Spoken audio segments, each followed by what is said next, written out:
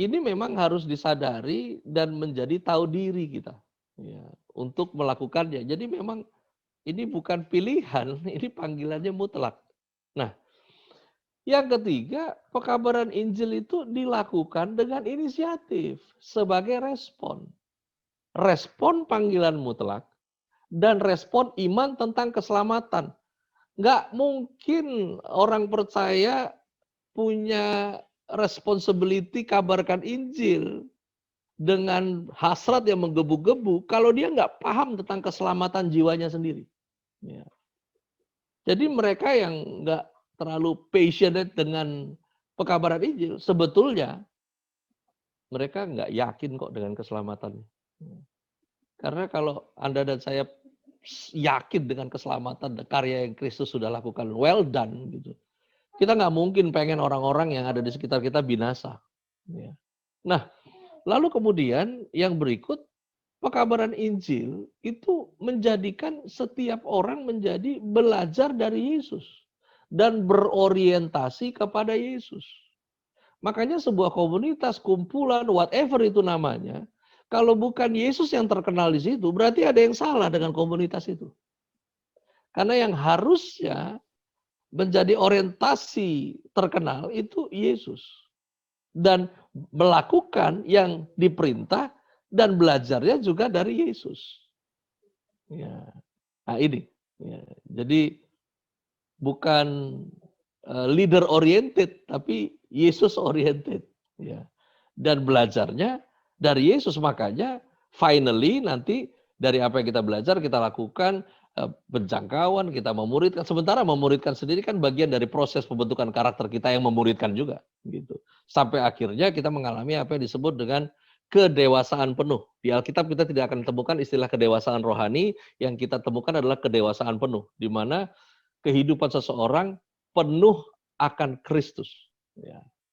Nah, lalu kemudian yang berikut, pekabaran Injil itu hanya memiliki satu standar keberhasilan, yaitu kesetiaan. Ya.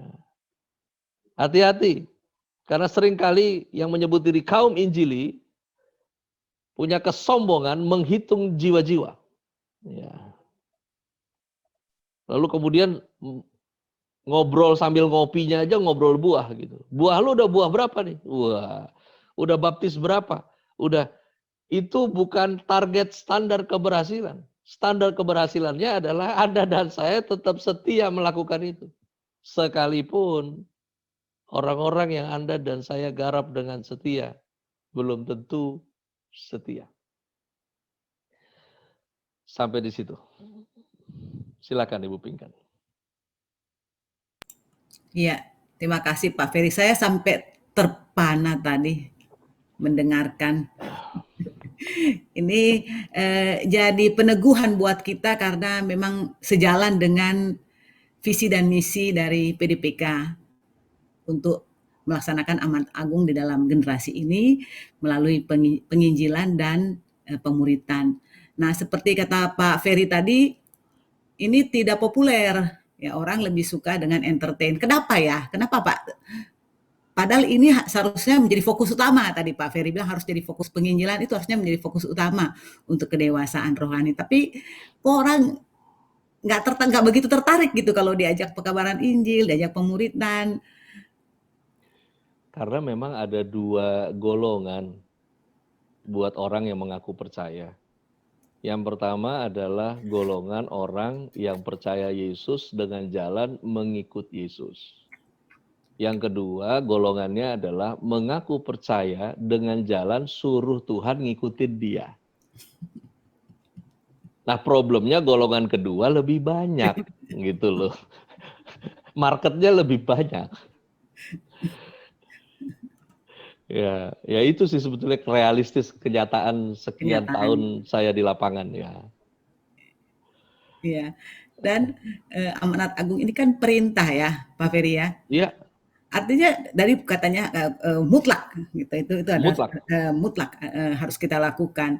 Saya sama kalau di pekerjaan di kantor, kalau perintah kita tidak kita lakukan, kita dapat surat teguran gitu, dapat surat peringatan SP. Nah, bagi dalam kalau kita tidak melaksanakan amanat agung, kita dapat SP nggak ya? Ini kan perintah. Oke. Menarik adalah ketika pembahasan ini mungkin mulai mengacu kepada memang uniknya gini, di dalam kasih karunia tidak ada pemecatan. Di dalam kasih karunia nggak ada drop out gitu ya. Nah, hanya saja yang kita nggak boleh lupakan bahwa ini saya menyasar sedikit ya ke masa depan ya. Gitu. Ya. Ketika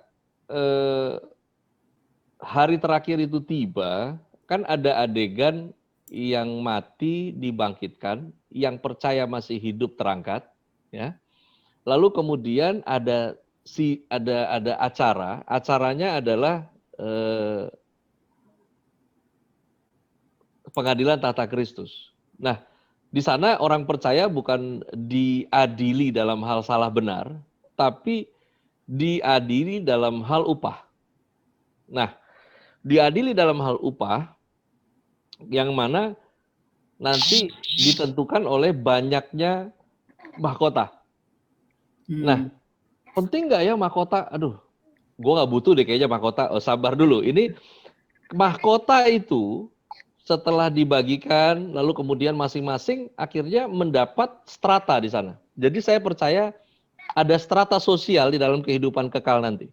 Nah, strata sosial ini bukan sekedar tentang kehidupan kekalnya, tapi gini, setelah pengadilan tata Kristus itu pembagiannya udah selesai, kemudian masuk acara yang berikut. Acara yang berikut adalah pernikahan, jamuan, kawin anak domba. Sampai di situ masih oke, ya. Tapi nanti terasa adalah ketika Kristus memerintah dengan orang-orangnya di bumi. Nah, siapa tuh yang berkapasitas turut memerintah? Adalah mereka yang berkapasitas mahkota. Nah, ketika itu terjadi, percayalah, perasaan orang percaya yang masuk dalam keselamatan bukan lagi tentang hebat-hebatan, tapi akan ada rasa penyesalan yang sungguh besar karena menyia-nyiakan masa anugerah sekarang. Harusnya bisa berbuat lebih dalam kerajaan 1000 tahun nanti, jadi nggak bisa bikin apa-apa karena cuma rakyat jelata. Ya. Nggak bisa ambil bagian dalam pemerintahan Kristus. Ya. Nah, jadi lebih ke sana. Kalau di dalam Paulus suratnya bilang, selamat sih, tapi kayak keluar dari pembakaran gitu. Kayak orang habis dibakar. Ya. Nah, ini yang mungkin ini pun disampaikan tetap nggak nakut-nakutin Bu Pinka. Bahkan tertarik saja tidak, karena butuh ini ya, butuh sikap tahu diri ya. Ketika kita berurusan dengan iman keselamatan itu butuh sikap tahu diri gitu. Ya, saya percayalah Bu Pinkan juga dengan pengurus-pengurus yang udah lama, kenapa sih bisa stay? Karena tahu diri kan. Gitu. Coba nggak tahu diri, frek kasih tinggal aja dah. Yang kita layanin, yang kita tolong. Saya percaya PDPK tuh nggak bantu orang hanya sekedar memuridkan, tapi pasti sampai urusan pekerjaan. Ya. Bantu kenal, ceritain tentang Tuhan kayak gini, kalau follow Yesus, belum ada kerja ya bro, tenang bro, nanti kalau ada info kita kasih. Udah dapat kerja, dia belum waktunya terangkat, dia terangkat, kan begitu ya. Nah, sementara pengurus yang tetap stay itu ya karena kita tahu diri kan. Aduh, saya kalau bukan karya-karya Kristus nggak bisa hidup kayak gini hari ini, nggak punya masa depan yang jelas. Itu kan karena kita tahu diri. Gitu. Iya, iya Pak Ferry. Karena memang juga di dalam pemuritan kita diajarkan untuk bukan hanya sharing firman itu ya, tapi juga berbagi hidup. Reality Berbagi care hidup. kan? Ya. Iya. Jadi memang total ya. Ya. Kalau karena ministry sangat menyatu ya dengan keluarga kami. Sampai satu hari anak-anak saya pernah ngomong gitu, gak berani sih ngomongnya ke saya, ngomongnya ke mamanya. Kayaknya kita yang anak papa bener nggak pernah nyusahin nih, yang anak orang nyusahin papa mama mulu gitu. Itu sampai terlontar gitu, karena memang ratusan kami sekolahkan, ratusan sudah keluar dari rumah ini jadi sarjana gitu, dan anak-anak ngelihat gitu semuanya. Mereka bilang nyusahin ya gitu. Karena ada beberapa yang nggak tahu diri, yang take it for granted. Tapi kan itu nggak agenda kita, Ya. gitu kan. Agenda kita kan cuma memuridkan dan Untuk urusan kepedulian sosial yang lain itu bonusnya doang lah, gitu. Nggak mainnya di situ, gitu. Tapi ya kami ada lebih, ya udahlah kita bantu. Gitu. Iya. Teman-teman kalau misalnya ada yang mau bertanya, bisa chat atau bisa langsung. Silakan kalau ada yang bertanya ke Pak Ferry dari perbincangan kita tadi.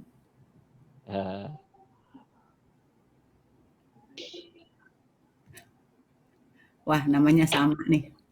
Rupanya kalau Pak Ferry yang nanya Ferry juga. Silakan Ferry.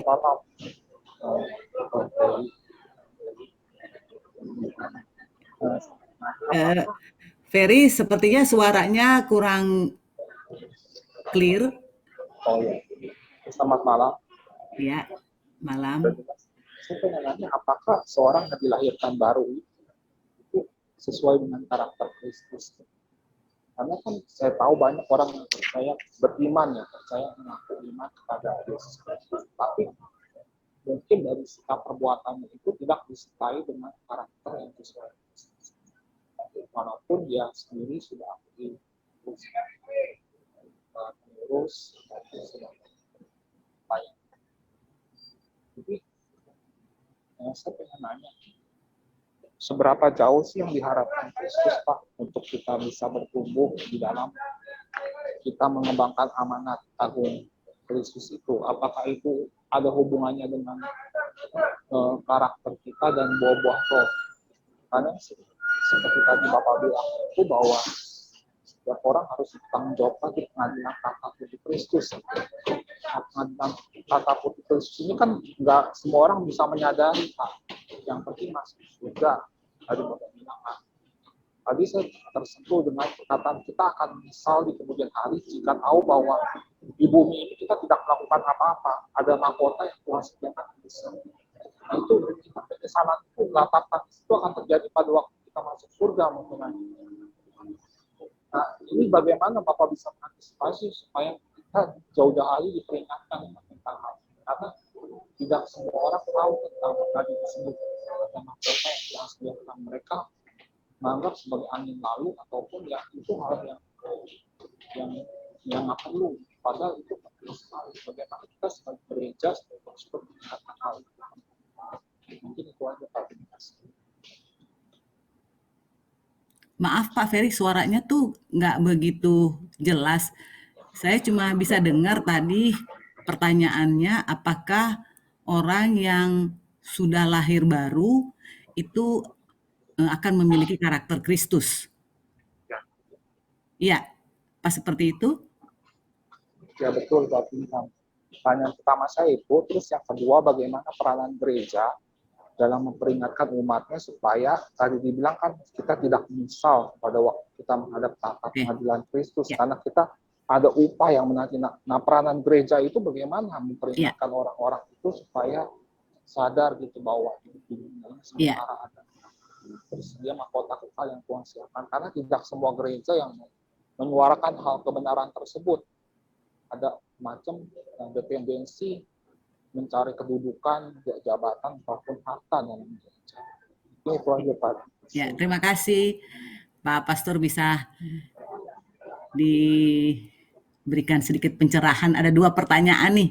Yang pertama, dengan orang yang lahir baru, apakah orang yang lahir baru bisa memiliki karakter seperti Kristus? Kemudian peranan gereja untuk memperingatkan umatnya. Silakan, Pak. Baik, kelahiran kembali itu ada momentum dan dilanjutkan dengan proses kehidupan pertobatan.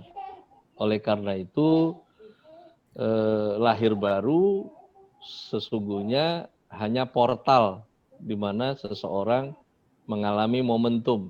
Momentumnya adalah di mana dia mengerti apa yang dia lakukan kemarin itu tidak benar.